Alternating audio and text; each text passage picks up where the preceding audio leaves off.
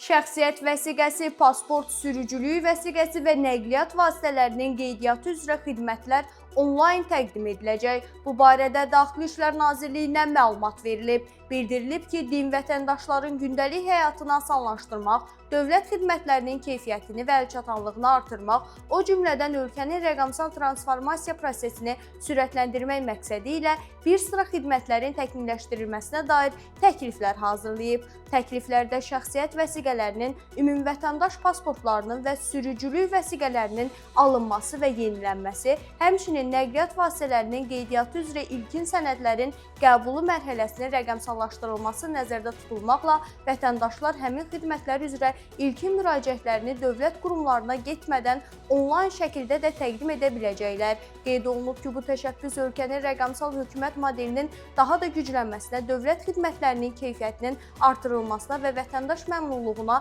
xidmət edəcək. Eyni zamanda Birləşmiş Millətlər Təşkilatının dayanıqlı inkişaf məqsədlərinə töhfə verəcək.